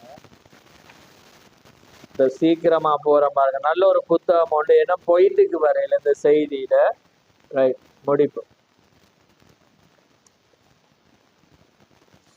பாருங்க. ஒரு காலத்துக்கு முன்னால் ஒரு ஊழியக்காரர் பிரசங்கித்து கொண்டிருந்தார். நான் ஏற்கனவே அந்த கதையை சொல்லியிருந்தேன். அவருடைய சபைக்கு இது எல்லாமே என்ன பார்க்கிறோம்னா, ஒரு எடுத்துக்கொள்ளப்படுதலுக்கு வர்றதுக்கு ஒரு சபையான சாட்சியும், அதே நேரம் ஒரு ஊழியக்காரனுடைய சாட்சி. எப்படி, அதாவது அவனுக்கு மாத்திரமில்லை உங்களுக்கு தான். பாருங்க, அதனால பாருங்க, ஒரு ஊழியக்காரன் பிரசங்கித்து கொண்டிருந்தார். அவருடைய சபைக்கு அதிக காலமாக வருகும் ஒரு நான் ஏன் இதை வாசிக்கிறேன்டா, கதை சொல்லிட்டு போகலாம், இதுல நிறைய பாயிண்ட்ஸ் இருக்கு பாருங்க. ஒரு மனிதர் அங்கே இருந்தார்.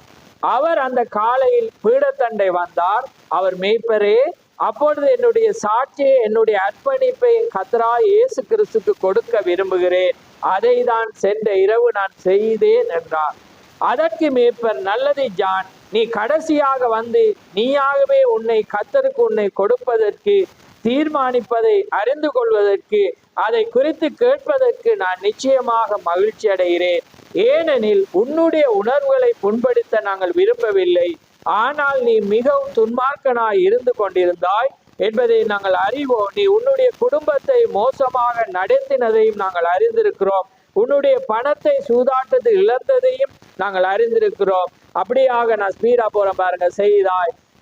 ஆனால் வித்தியாச மனிதனாய் இருக்கும்படியாக உன்னை தானே கர்த்தராய் இயேசுவுக்கு உன்னை தானே ஒப்பு கொடுத்ததுக்காக அவரை சேவிக்க போகிறாய் என்பதை அறிந்ததற்கு இந்த காலையில் என்னுடைய இருதயத்தில் நான் சந்தோஷப்படுகிறேன் என்று சொல்றேன். அதுக்கு அவன் சொல்றான் பாருங்க, அவர் உங்களுக்கு நன்றி மேய்ப்பரே என்றார். பிறகு அந்த மேய்ப்பர் அவரோட சொல்றேன், நான் உன்னிடம் ஏதோ ஒன்றை கேட்க விரும்புகிறேன். நான் பிரசங்கித்த எந்த செய்தி அல்லது நான் பயன்படுத்தி என்னுடைய எந்த பாடம் அல்லது சபையில் பாடின துதி பாடலில் எந்த பாடல் நீ எதை செய்யும்படி இந்த தீர்மானம் வைத்ததுன்னு கேட்கும் போது அந்த மனிதர் அவர் முகத்தை நோக்கியவாறு அவருடைய கன்னத்தில் கண்ணீர் ஓடிக்கொண்டிருக்க, மேய்ப்பரே, உம்முடைய செய்தி எவ்வளவு நன்றாய் இருந்த போதிலும் அது உம்முடைய செய்தி நிமித்தமாக எடுக்கப்பட்ட தீர்மானம் அல்ல. ஆமென். பாடக்குழுவினர் பாடல்களோ அல்லது தனி சிறப்பானவையில் எடுக்கப்பட்ட தீர்மானமும் அல்ல. ஆமென். பாருங்க, அப்படியானால் இந்த தீர்மானத்தை நீ ஏன் செய்தீர் என்று கேட்கிற வேளையில அவர் சொல்றார். அதற்கு அவர், நான் ஒரு கிறிஸ்தவ மனிதனுடன் நான் வேலை செய்தேன். நான் அவரை பற்றி தவறானவைகளை சொல்லிக் கொண்டிருந்தேன். நான் அவரை ஒரு பரிசுத்த உருளை என்று அழைத்திருக்கிறேன். நான் அவரை ஒரு மதவெறியர் என்று மற்றும் வெவ்வேறான பெயர்களில் அழைத்திருக்கிறேன். அது அவரை ஒரு சிறிதும் தொந்தரவு செய்ய என்ன செஞ்ச வேளையிலும் அவரை என்ன செய்யல, தொந்தரவு. ஆனால் அவர் இவை எல்லாவற்றிற்கூடாகவும் கடைசியாக என்னுடைய இருதயத்தில் வெற்றி பெறும் வரை அப்படிப்பட்ட ஜீவியத்தை அவர் செய்தார். பாருங்க, அந்த மனிதனுடைய வாழ்க்கை தான் என்ன செஞ்சிச்சு, அவரை மாற்றிச்சு, ஒரு கிறிஸ்தவன். அப்ப அதே போலதான் இந்த ரகசியமாய் எடுத்துக்கொள்ளப்படுகிற இந்த ஒரு இமைப்பொழுது வேளையில அப்படிப்பட்ட சாட்சி உடையவளாக நானும் நீங்களும் வாழோம். ஏனென்றா அதுதான் மாற்று. இப்ப கடந்த காலங்களில நீங்களும் ஒரு சாட்சி பார்த்திருப்பீங்க வீடியோல. அந்த ஒரு வீடியோல ஊழியக்காரரை போட்டு பயங்கரமா குறை பிடிச்சி அவங்களோட வீடியோ போற ஒரு ஆள், அந்த ஒரு ஊழியக்காரன் போட்டிருக்கான். அவரும் ப்ராப்பர்ட் தான், என்ன பேரை நான் சொல்ல விரும்பல, அந்த ப்ராப்பர்ட் தான். ஆனா அவர் வேற லீலைகள்ல இருக்கிறார். ஆனா இவர் என்ன செய்ய, பழைய நடந்த இவர் என்ன செஞ்சிட போட்டு காரியங்களை நடக்கக்குள்ள இவர் சபையில இருந்த 2 வாலிபடிங்க என்ன செஞ்சா சண்டைக்கு போய் பயங்கர வாக்குவாங்க. அப்ப இவர் என்ன செஞ்சுட்டு சபையார் இப்ப அந்த வண்ணமாய் வாக்குவாதம் பண்ணி பயங்கர கொலை செய்வேன் என்று சொன்னபடினால் இவர் என்ன செய்யிருக்கு, அந்த பாஸ்டருக்கு எடுத்திருக்கு, அதாவது இவர் போட்ட வீடியோ. அப்ப அவர் என்ன சொல்லி இருக்கிறாருன்னா, சரி அவங்களுக்காக நான் உன்னை மன்னிக்கிறேன், இனி நீ களவா போட தேவையில்ல, நான் என்னென்ன பொருளை போடுறனோ, நான் என்னென்ன செய்தி போடுறனோ அதை நான் உனக்கு கட்டி கொண்டு அனுப்புறேன்னு. அப்ப இவனுக்கு அது சொக்கா போய் விளங்குதா உங்களுக்கு? அப்ப அதனால என்ன செய்யறேன், அப்படியாக போகல சொல்றேன், இனி நீ போடாம நீ பயங்கரமா போடு. ஏனண்டா நீ அந்த காரியத்தை செய், அது உன்னுடைய வேலை, நீ சம்பாதிக்கிற, என்ன கொண்டு நீ சம்பாதிக்கணும்டா அதை செய்யண்டா. ஆனா இவர் மோசமானார். ஆனா அவர வார்த்தை அவனை என்ன செஞ்சிட்டு மாத்தி அவர கையால இவன் என்ன செஞ்ச, ஒரு வேதத்தை வாங்கி இனி நீ யாரையும் குறை பிடிக்காம கர்த்தருக்காக நான் உண்மையா ஊழியம் செய்ய போறேன்னு அவர்கிட்ட அவன் பிளஸ் நீங்க வேண்டிட்டு அவன் போறான். இப்ப நான் என்ன சொல்றேன்டா, எல்லாமே ஒரு கூட்டம் தான். எங்களுக்கு வேணா ஒரு காரியம் பாருங்க, அந்த சத்துரு கூட அவர் செய்த நோக்கம் வேறு, அவர் சொன்ன நோக்கம் நான் அதை சொல்ல வரையில. ஆனா காரியங்கள் பாருங்க, யார் அவர் செய்தாலும் அது ஒரு இருதயத்தை மாற்றும் போது அது தேவனுடைய, ஏன்னா அவனுக்கு செய்யல, நாங்க வார்த்தையில பிறந்த நாங்க அதை தான் செய்யும். ஆமே, நாங்க எங்களுக்கு எதிராக எங்களுக்கு காரியங்களை உண்மையாக போட்டாலும் நாங்க என்ன செய்யணும், அவங்கள மன்னிக்கிறவங்கள எதிரியாக நினைக்காதவன்னா. ஏனென்றா எங்களோட ஜீவியம் தான் ஒருவனை மாத்தம். ஏன்னா இயேசு கிறிஸ்து இப்ப எப்படி இருக்கிற, இங்கதான் இருக்கிறேன். ஆமே, உங்கள தான் இருக்கிறேன், சதா காலம் நான் இருப்பேன் என்று வாக்கு. ஒரு நிமிடம் நான் விலக மாட்டேன். நான் எப்பொழுது நான் உங்களோடு கூட, அதான் நீங்க ஜீவிக்கிற கூடாரம். அப்ப உங்களோட வாழ்க்கை, உங்களோட சாட்சி, உங்களோட பேச்சு தான் என்ன செய்ய போகுது? ஒருவனை மாத்த போகுது. ஆமேன். அப்ப பாருங்க, ரைட், அத அவர் பாக்குற. ரைட், அடுத்தது பாருங்க, அது நிறைய இருக்கு பாருங்க. அதனால அவன் என்ன செய்யறான்? மாத்திச்சு. நீங்கள் பாருங்கள், தேவன் தம்முடைய சபையை ஆயத்த பண்ணும்படி மேய்ப்பர் வழியாக கிரிய செய்கிறார். அப்ப திகேசி என்ன சொல்ற? நீங்கள் பாருங்கள் தேவன், அதாவது 82வது பந்தியில, நீங்கள் பாருங்கள் தேவன் தம்முடைய சபையை ஆயத்த பண்ணும்படி மேய்ப்பர் வழியாக கிரிய செய்கிறார். மேலும் அவர் தம்முடைய சபையை ஆயத்தம் பண்ணும்படி பாடல் வழியாய் கிரிய செய்கிறார். மேலும் அவர் தம்முடைய சபையை ஆயத்தம் பண்ணும்படி உங்கள் வழியாகவும் கிரிய செய்கிறார். புரியுதா உங்களுக்கு? பாடல், மேய்ப்பர், வழிநடத்தல், அதே போல உங்கள் வழி. ஏன்னா அது ஒரு ஆளுக்கு தேவன் கூடிய. ஏன்னா மினிஸ்ட்ரி இப்ப மாறி, ஆமே, எந்த பொறுப்பு மட்டும்தான் அதுவா இருக்க ஒழிய உங்களோட ஈக்குவல் தான். ஆமே, அதே போல அவரை தேவன் மைமையா வச்சாலும் எங்களோட மனவாட்டி என்று வரக்குள்ள அவரும் தான் வரப்போறேன், நானும் தான் வரப்போறேன், நீங்களும் தான் வர. ஆனா இப்ப கொடுத்த ஸ்தானம் தான் என்னதா இருக்கிறது? வித்தியாசம். ஆமே, அதான் எங்களுக்கு கொடுக்கப்பட்ட பொறுப்புல நாங்க எப்பயுமே நிலைத்திருக்க வேண்டும். ஆமேன். பாருங்க, சபை ஆயத்தப்படி உங்கள் வழியாங்கிற உங்கள் மேய்ப்பர் தவறுவதில் தொடர்ந்தால் நீங்கள் உங்களுக்காக வேறொரு மேய்ப்பரை கண்டுபிடிக்கும்படி முழுமையாக தேடுங்கள். நீங்கள் சீக்கிரமாய் அதை செய்வீர்கள். உங்கள் பாடற்குழு சரியாக பாடலாமோ அல்லது தனிப்பாடல் பாடுகிறவர்கள் சரியாக பாடாமல் இருந்தால் நீங்கள் பாடல் நடுத்தருவரிடம் சென்று இனிமேலும் அவர்களை பாட அனுமதிக்க வேண்டாம். நான் பாடும்போது அவர்கள் எனக்கு நரம்பு தளர்ச்சியை உண்டாக்க செய்கிறார் என்று சொல்லுங்கள். புரியுதா? நான் முதல் வாசிச்சேன், நான் நினைக்கிறேன், அதான சொன்னேன், நிறைய பாயிண்ட் முதல் வாசிச்சிருக்கான ஓர்டர்ல. ஏனென்றா நான் முன்னமே சொன்னது போல அவரவருடைய காரியத்துலதான் சபை நடக்கக்குள்ளதான் அது நம்ம எல்லாரையும் மேய்க்கல. ஆமே, ஒவ்வொருவருக்கு அவங்களுக்கு தனி சிறப்பு வச்சு. ஆமே, அதனாலதான் பொறினுடைய கலாச்சாரத்துக்கு இலங்கை இங்க எல்லா பிள்ளைகளையும் படிக்காத பிள்ளையும் படி படி படி என ரிசல்ட்ஸ் கொடுத்தா குறைஞ்சாலும் 3 தரமும் நீ படி படி என்று திரும்ப திரும்ப அதே ஓயலை எடுக்க வைப்பாங்க, ஏல எடுக்க வைக்க வைப்பாங்க. ஆனா வெளிநாட்டுல அப்படியே ஏன்னா சின்ன வயசுல என்ன செய்வாங்க? அவங்கள விளையாட விடுவாங்க. கொஞ்சம் பருவம் எங்கட பிள்ளைகள் 1ஆம் ஆண்டு 2ஆம் ஆண்டு போற வேலையெல்லாம் விளையாடுவாங்க. அதுக்கு பிற்பாடு அவங்க ஒரு சில காரியத்தை வச்சு பிள்ளைகளை விடுவான். சில பிள்ளை ஓடி போய் கம்ப்யூட்டரை பிடிச்சி நட்டை கலட்டிட்டு, சிலது ரேடியோ கலட்டிட்டு, சிலது வேற. அவன் எதெந்த துறையை இதன்றானோ அதுலதான் விடுவான். புரியுதா அவங்களுக்கு? அவங்க எல்லாமே நீ இன்ஜினியர் ஆகணும், டாக்டர் வரணும், அதான் வரணும்ன்றது அவங்க அந்த பிள்ளைக்குள்ள ஒரு தனித்துவம் இருக்கு. அந்த தனித்துவம் தான் அவனை சயின்டிஸ்ட் ஆகும்.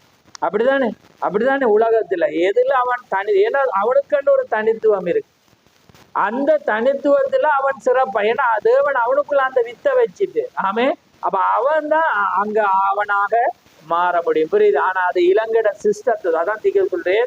நான் கல்வியை வெறுக்கையில கல்வியில திட்டங்களை வெறுக்கிறேன். திட்டத்தை தான் அவர் வெறுக்கிறவடைய கல்வி. இல்லாட்டி அவர் சொல்றேன், நான் ஒரு கிலமா நான் அங்க இருந்தபடி அந்த பிள்ளைகளுக்கு கிளாஸ் படிப்பு எல்லாமே இல்லாம போயிட்டு நான் இந்த காலத்துக்கு வரமாட்டேன், இந்த பிள்ளைகள் எல்லாமே மார்க்ஸ் குறைஞ்சிட்டாங்க சொல்றா இல்லையா? வாசிச்சவங்களுக்கு தெரியும். ஆமே, அப்ப பாரு, ஏனென்றா அவர் அந்த பருவத்தில், அதான் எங்கட பிள்ளைகளுக்கு சொன்னா அந்தந்த பருவத்தில், ஐயோ இதுக்கு போகல அதுக்கு போகல நான் போகல இன்றைக்கு ஸ்கூல் படிக்கல. நான் சொல்ற காரியம் அந்தந்த பருவத்துல நீங்க அதை தான் செய்யும். உலக சிஸ்டம் நீங்க படிக்கணும்னா படிச்சுதான் ஆகணும். நீங்க உங்களை நான் நிப்பாட்டினா இப்ப சட்டத்துல ஜெயில அடைச்சிடுவான். புரியுதா? அவங்க படிக்கதான், அவங்க ஃபெயில் ஆகிறவங்களோ பாஸ் ஆகிறவங்களோ இங்கே வரப்புறம் நீங்க போக மட்டும் நீங்க என்ன செய்யணும்? போயிட்டு தான் இருக்கும். புரியுதா உங்களுக்கு? அப்ப எல்லாமே வார்த்தை கூடாக நம்ம ஆராய்றோம். அப்ப பாருங்க, அப்ப உங்களுக்கு புரிஞ்சிட்டு தானே இது மேய்ப்பருக்கு மாத்திரம். மேய்ப்பரையும் சொல்லி வார எப்படி இருக்கணும், அதனாலதான் மேய்ப்பர் எப்படி இருக்கணும் மட்டும் தீமேத்தி சொல்றேன். ஏன்னா ஒரு பாஸ்டர் எப்படி ஏன்னா தன்னை சொந்த குடும்பத்தை நடக்கணும், ஒரே மனைவியோட இருக்கணும், ஏன்னா அதே போல வாக்குவாதம் பண்றவனாம், சண்டை பண்ணாதவனும், ஏன்னா அப்படி பண்ணா இருந்தாதான் அவன் என்ன செய்யலாம், அந்த இதுல இருக்கலாம். அப்படி இல்லைண்டா என்ன சொல்லிட்டு இருக்கு? யாருக்கு போகுது? ஏன்னா மேய்ப்பரை தெரிவு செய்யற உரிமை யார்கிட்ட போகுது? சபையாற்ற போகுது. ஏன்னா அவங்க தெரிவு செய்யும். அப்படி அந்த சாபன முறையில தெரிவு செய்ய அது இல்லை. இவங்க என்ன செய்யணும்? தெரிவு செய்து சரியான இடத்துக்கு போகணும். அப்படிலாட்டி வார்த்தையை பேச ஒருவரைக்காக அவங்க என்ன செய்யணும்? ஜெபிக்கக்குள்ளதான் அது என்ன செய்யப்படும்? காரியங்கள். அதனாலதான் நாங்க சொல்றது, மேய்ப்பரை சில இடத்துல இருந்து குறை சொல்லுவாங்க. அது யார தவறு?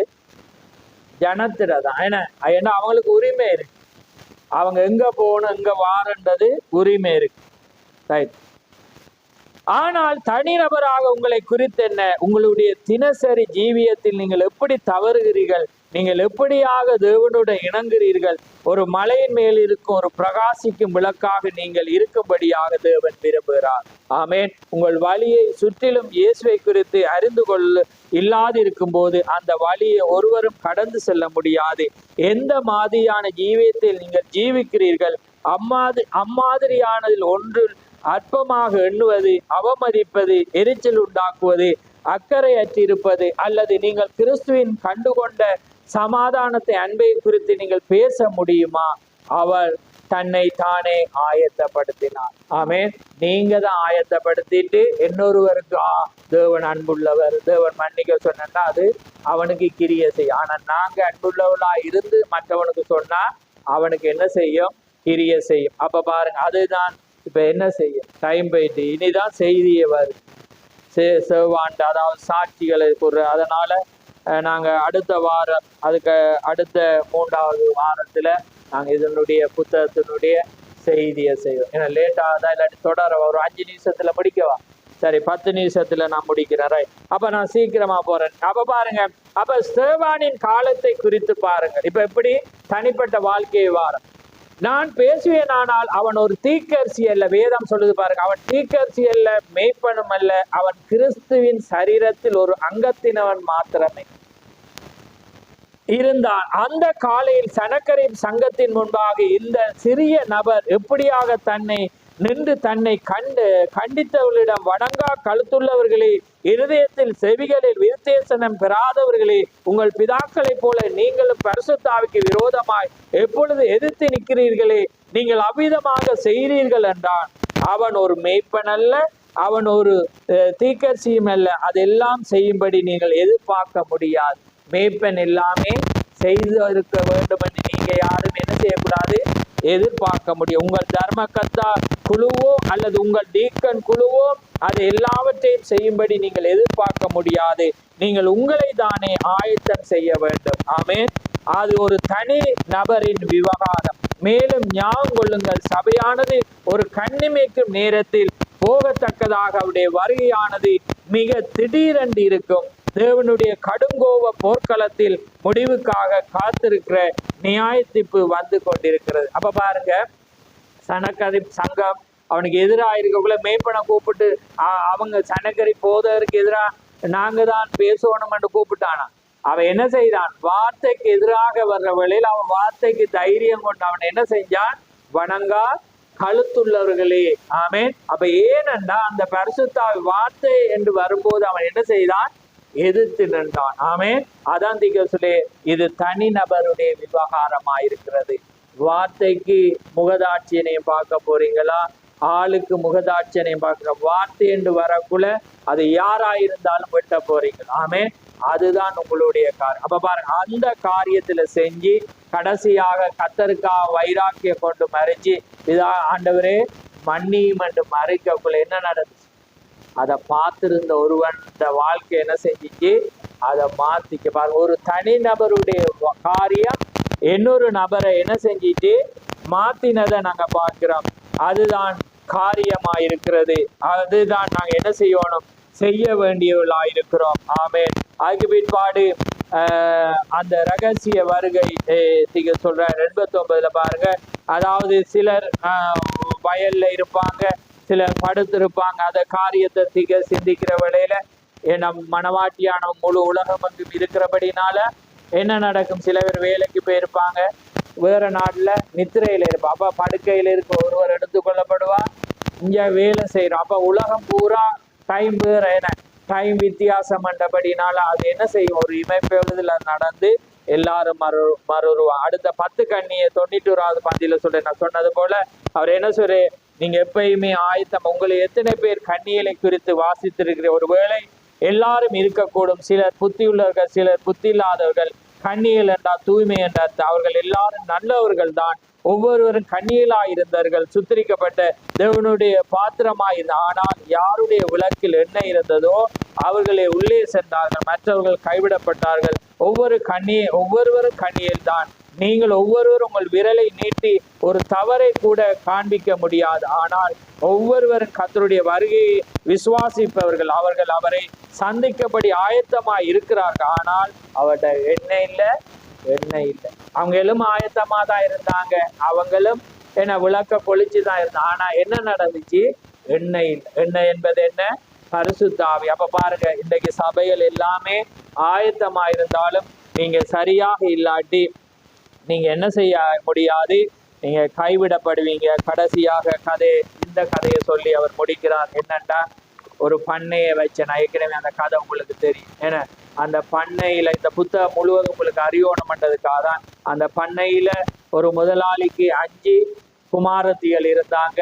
ஏன்னா அந்த குமாரத்திகளோடு ஒரு குமாரத்தி இருந்தா. யாருண்டா, அந்த குமாரத்திக்கு அந்த எஜமான யாரு? பெரியப்பா. அதாவது இவட அப்பாட தம்பிட பிள்ளை தான் இந்த பிள்ளை. ஆனா அம்மாவும் இல்லை அப்பாவும் இல்லாதபடி அந்த பெரியப்பா எடுத்து வளர்க்கிறேன். ஆனா இவருடைய 5 குமாரத்திகளும் என்ன?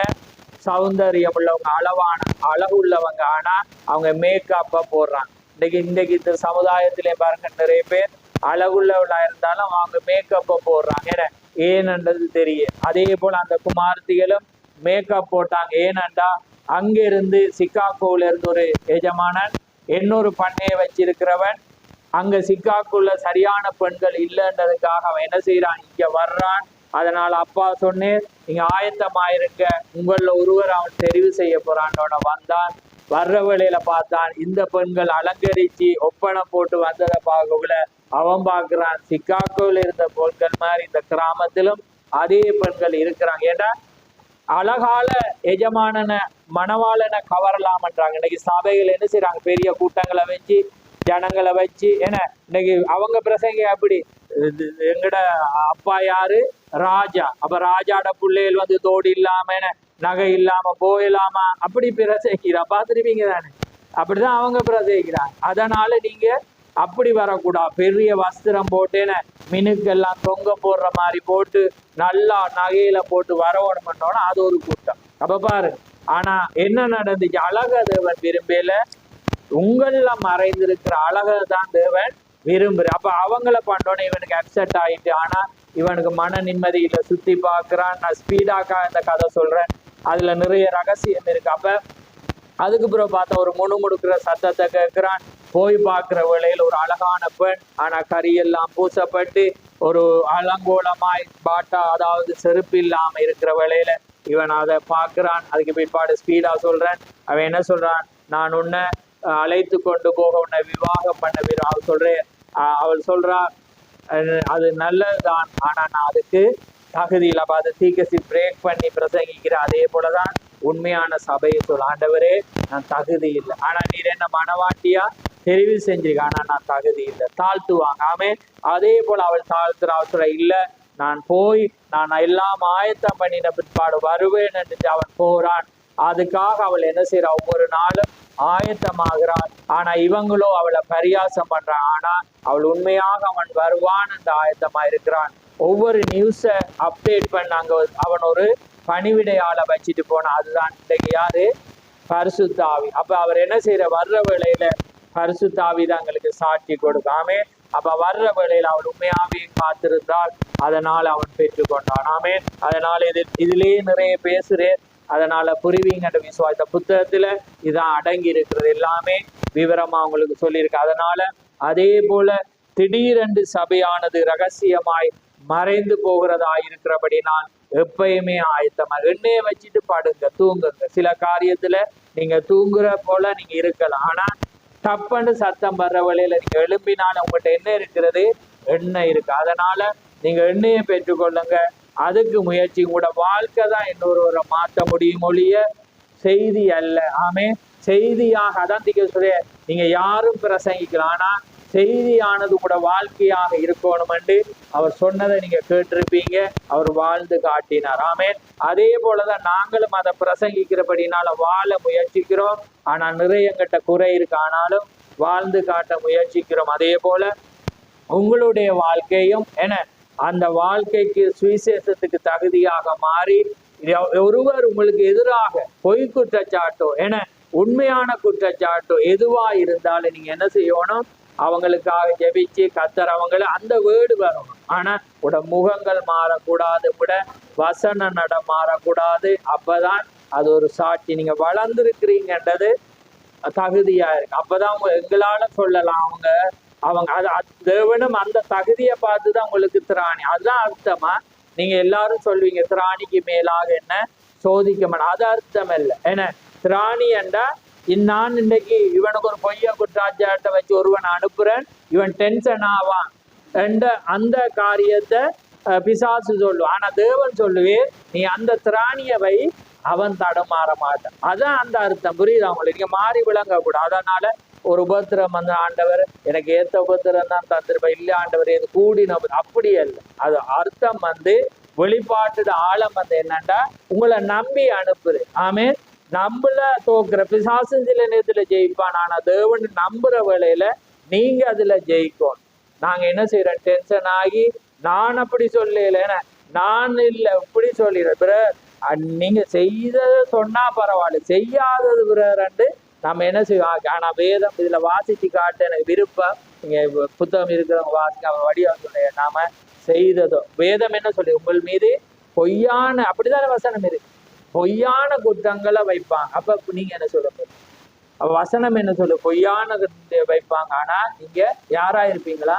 பாக்கியவானா இருப்பீங்க. ஏன்னா பச்சை மரத்துக்கு எப்படி என்றா பட்ட மரத்துக்கு எப்படி இருக்க மாட்டோம் அவரே சொல்லின பிறகு நாங்க அதை மாத்தலாத தீர்க்கர்சனம் இது. தீர்க்கர்சனத்தை நாங்க மாத்தலாம். அதனால பொறுமை உள்ளவளாயிரும். பொறுமை இருந்தா என்ன வாசிச்சேன்னைக்கு? பொறுமை உள்ளவன் என்ன அதுக்கு பிறகு என்ன சொல்லுவான்? மறந்துட்டீங்க. அவன் என்ன செய்யறான்? இனிய சொற்கள் என்ன செய்யுமா? பாஸ் சொல்லுங்க.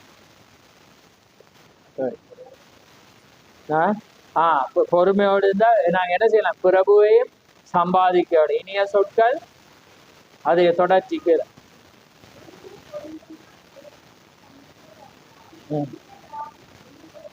ஆமே. பாருங்க, இனிய நாவு எலும்பையும் என்ன செய்யுமா?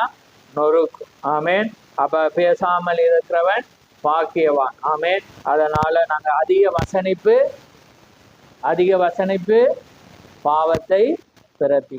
ஏன்னா நம்ம கூட பேசிட்டு இருந்தா என்ன செய்ய? எங்களை அறியாமலே நானும் தான் கூட பேசிட்டு இருந்தா டக்குன்னு வந்துடும். ஏன்னா நம்ம அதிக டக்குன்னு எங்கேயாவது கூற வந்துடும். ஏன்னா அதிகமா டக்குன்னு எங்கேயாவது மிஸ் பண்ணி.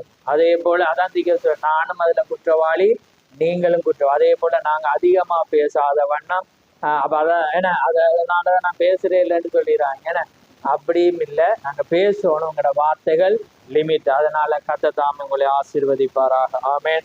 நாங்க யாவரும் ஜெபத்துக்காக எங்களை தாழ்த்துவோம். நன்றி கதாவே, மது சோதரம் சோதரம். ஆண்டவரே சர்வல்லவரே, கோடான கொடி சோதரம். அப்பா பிதாவே, மது சோதரம். ஆண்டவரே நிதியரே, மது கோடான கொடி சோதரம். நேற்று மன்று மாறாதவரே, மது சோதரம். மகா பரிசுமுள்ள பிதாவே, இந்த மகிமையான இந்த நேரத்துக்காக உமக்கு ஸ்தோத்திரம். இந்த மகிமையான நேரத்திலே கதாவே ஒரு அழகான ஒரு பாடத்தை ஆண்டவரே, திடீரென்று சபையானது மறைந்து போகுதல் என்ற ஒரு தலையங்கத்திலே கதாவே நாங்கள் அதை பார்க்கும்படியாக, இதிலே நிலைத்திருக்கும்படியாக ஆண்டவரே நீர் செய்த கிருபைக்காக உமக்கு ஸ்தோத்திரம். நிச்சயமாக பரிசுத்த ஆவியானவரே சகல சத்தியத்திலும் அவர் வழி நடத்துகிறவராயிருக்கிறபடினால் நிச்சயமாக நீர் வந்து கதாவே இந்த ஜனங்களுக்கு அதை நிலைநிறுத்தி புரிய வைத்து அதை அவர்கள் பெற்றுக்கொண்டு கடந்து சென்று கதாவை அதை புதைத்து வைக்காத வண்ணம் உவமையிலே சொல்லப்பட்டது போல் அதை எடுத்து ஆண்டவரே அது பன்மடங்காக பெருக்கத்தக்கதாக நீ செய்ய போற கிருபைக்காக உமக்கு ஸ்தோத்திரம். வந்த ஜனங்களை ஆசீர்வதியும், கேட்ட செவிகளை ஆசீர்வதியும், இனிமேல் கேட்க போற ஒவ்வொருவரையும் ஆசீர்வதியும்.